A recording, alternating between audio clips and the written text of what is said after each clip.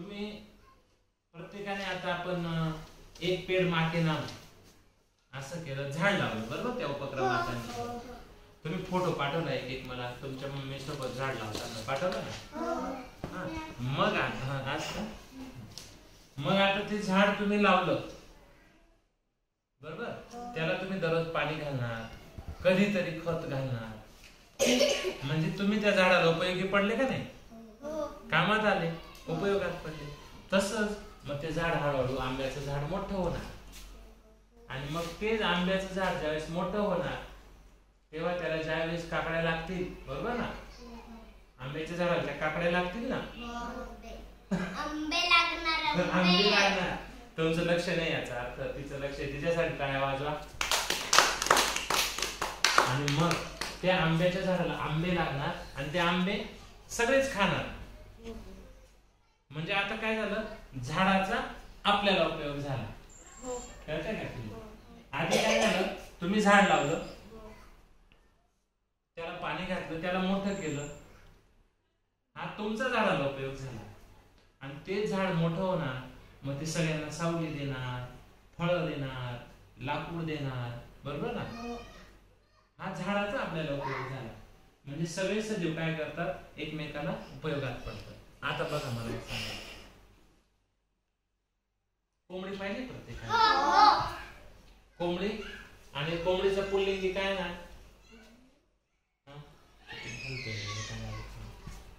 कोंबडीचं स्त्रीलिंगी पुल्लिंगी असते ना, कोंबडी आणि तिचं जोडीदार कोण असतो, कोंबडा.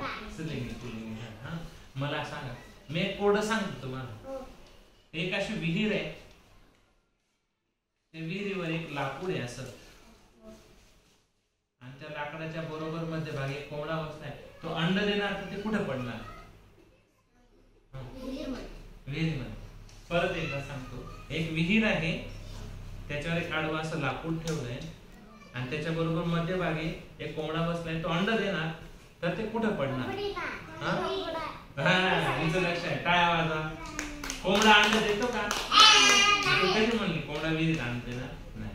बरं कोंबडी अंडी देते, त्या कोंबडीला आपण चारा घालतो. चारा म्हणजे काय, गवत देतो का? तिला दाणे टाकतो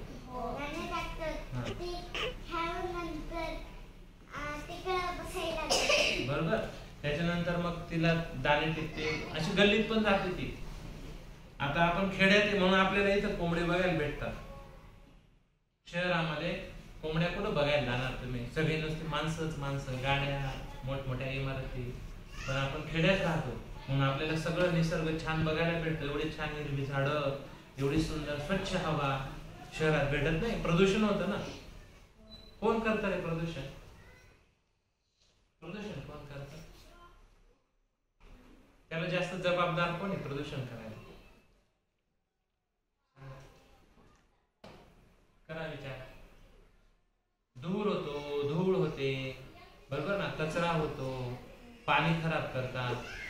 कशामुळे होतं, कोण करतं हे सगळं? गाडी तिची जाते का? मग गाडी कोण चालवतं? माणसं. म्हणजे आपणच प्रदूषण करतो. मग ते कमी करायची जबाबदारी कोणाची आहे? माणसांची. दुसऱ्यांची का?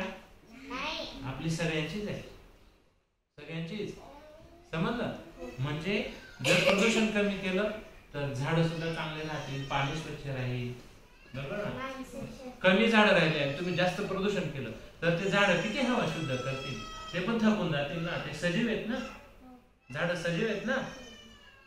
झाडांना सजीव का बरं म्हणायचं? सर तू तर म्हणा, सर तुम्ही तर सांगितलं आम्हाला सजीव एका जागेवर दुसऱ्या जागेवर जातात, झाडं कुठे जातात? सर झाडं तर जागेवरच राहतात. मग झाडं सजीव का निर्जीव? सजीव. का बरं सजीव? झाडं वाढतात, शाबास. असं त्यांना पाणी लागतं, त्यांना हवा लागते, ऊन लागतो, ऊन लागतं. ह्या सगळ्या गोष्टी त्याला लागतात, ते सजीव. त्यानंतर झाडापासून बी तयार होते, त्याच्यापासून परत दुसरं झाड तयार होते. म्हणजे ते छोटं झाड म्हणजे त्याचं बाळच झालं ना. हे हा टेबल आहे, हा फळ आहे, याला अजून 10 वर्षांनी बाळ होईल का? होईल का? याला काय बाळ होईल का? ते निर्जीव आहे. सजीवांना बाळ होतं. बरोबर ना, बाळाला जन्म देतात सजीव, निर्जीव बाळाला जन्म देत नाही. समजलं का?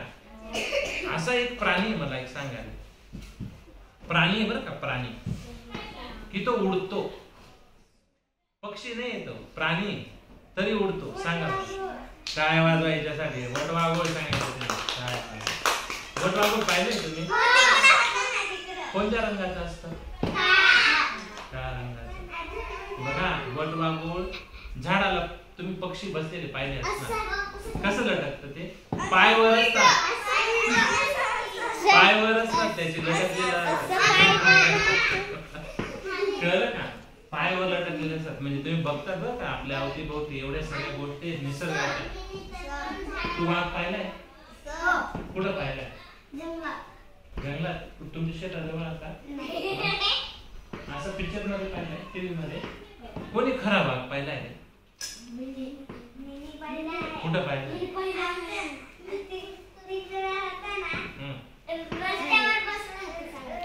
मी झोपलेला होता. खरं सांग. तू पण पाहिलं? वाघ नसेल रे, बिबट्या किंवा चित्ता वगैरे असेल. वाघ होता? गेले नाही त्याला भाकर द्यायला? वाघ भाकर खाईल का रे? वाघ भाकर खाईल का? वाघ माणसाला ही जर गेली असती भाकर द्यायला, घे रे तुला भूक लागली असेल घे, तिने काय केलं असतं? भाकर राहू दिली असती वाघाने, हिलाच खाऊ घेतात. कारण वाघ काय करतो? शिकार करतो. वाघ मांसाहारी प्राणी. कोणता प्राणी आहे? मांसाहारी, मांस खातो तो. अजून कोणकोणते मांसाहारी प्राणी असतात सांगा? चित्ता, बिबट्या, अजून गाय. गाय मांसाहारी का? गाय मांस खाते का? मटण खाते का? नाही, गाय शाकाहारी आहे. गाय किती पण उपाशी राहिली तरी लांडगा. बरोबर. अजून फॉक्स म्हणजे काय? फॉक्स म्हणजे मांजर. नाही, त्याने फॉक्स मांजर नाही सांगितलं, तो फॉक्स बोलला, तो मांजर बोलला. फॉक्स म्हणजे काय? गलत जवाब. चला कोण सांगितलं? बघा पाय पसरून अभ्यास करतोय बघा, छान, व्हेरी गुड. आरामात चालू आहे साहेब, चालू कर बेटा कर. हे बघा अभ्यास करणं महत्वाचं आहे. काय की फॉक्स म्हणजे कोल्हा, आणि लांडगा जो असतो त्याला इंग्लिश मध्ये काय म्हणतात सांगता येईल का कोणाला? डब्ल्यू वरनं सुरू होतं त्याचं नाव. तुला माहिती आहे? हो. काय? वुल्फ. वुल्फ. शाबास. काय आवाज होता सांग? WOLF. वुल्फ म्हणजे लांडगा. हे सगळे मांसाहारी प्राणी. मग ते सजीव का निर्जीव? सजीव. कारण ते हलतात, त्यांना जेवण लागतं, बरोबर ना, पाणी लागतं, हवा पाहिजे, पाणी पितात.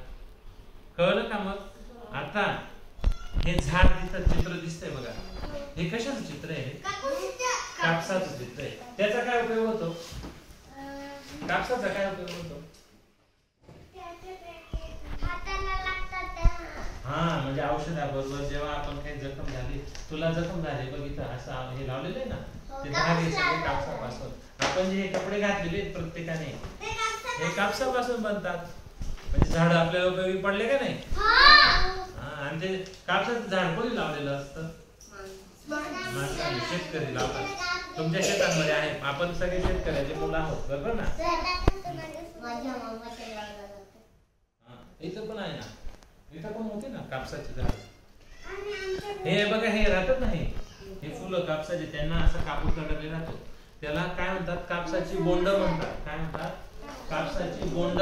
ती अशी खुडतात, बरोबर ना, तोडून मग त्याच्यातला कापूस काढतात, देवासाठी वात पण बनवतात, कपडे बनवतात. म्हणजे सगळे सजीव एकमेकावर अवलंबून आहेत.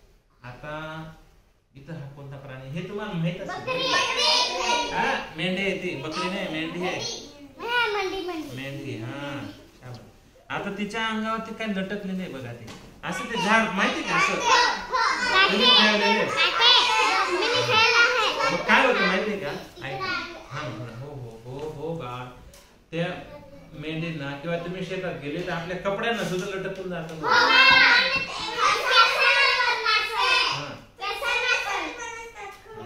मग तेच आहेत ना, आपण असं गेलो मेंढ्या बकऱ्या यांच्या अंगाला चिटकतात, आपण शेतात गेलो तर आपल्या कपड्याला आपण काय करतो, काढून फेकून देतो. मग तसंच राहू देतो, तसंच राहू देतो, हा तसंच राहू देतो असं.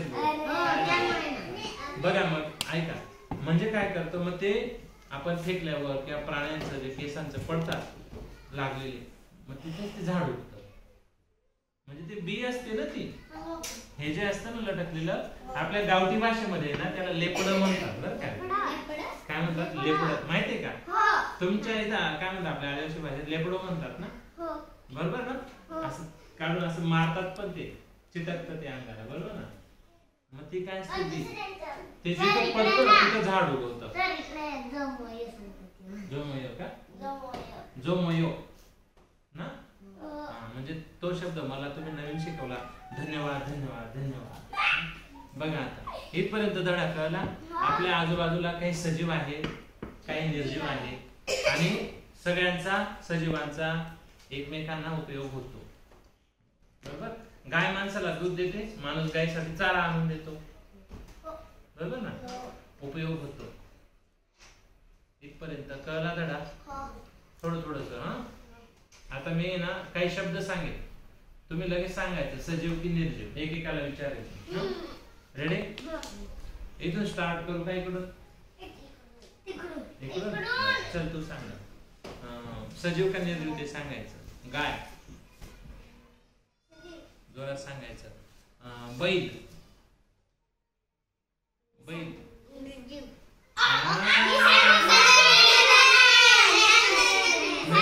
बैल काय सजीव आहे ना. बैल हलतो ना बेटा, बैल इकडे तिकडे जातो, बैल चारा खातो, पाणी पितो, मग तो सजीव. तो सांग आता. हा बेंच सजीव का निर्जीव? निर्जीव. शाबास, तू सांग. ही चटई, तू सांग. हिला फसवतो. विमान सजीव का निर्जीव? तुला माहिती आहे ना, सांग. हा, मी म्हणलो सजीव इकडून तिकडे जातात, विमान पण जातं, मग ते सजीव का? ते हा माणसं चालवतात, ते स्वतःहून नाही जात, ते निर्जीव. बरोबर, बरोबर ना. तू सांग. सायकल, सायकल पण इकडून तिकडे जाते, सजीव का निर्जीव? निर्जीव. तू सांग. हे पुस्तक तुम्ही म्हणणार सर बघा हे पुस्तक गेलं इकडून या जागेवर, बरोबर ना. तुम्हाला आता तू बाकी आहे, तू सांग. तुला जर पप्पांनी चॉकलेट घेऊन दिली तर ती चॉकलेट सजीव का निर्जीव? तर ती चॉकलेट सजीव राहणार का निर्जीव राहणार? निर्जीव. आपल्या अंगातला शर्ट सजीव का निर्जीव? निर्जीव. हिच्या कानातले हे काय म्हणतात त्याला तुम्ही? कानातले काय त्याला सजीव का निर्जीव? निर्जीव. इथपर्यंत कळलं सगळ्यांना? सजीव निर्जीव कळलं. आपल्या अवतीभोवती काय असतं ते समजलं. थांबायचं इथं. मग आता मस्त पैकी ते त्याच्यातले चित्र बघा, तुम्हाला काय काय समजतं ते बघा, आणि मग नंतर आपण याच्यावर अजून प्रश्नोत्तर लिहून घेऊ. चालेल? डन. चला मग जागेवर चला.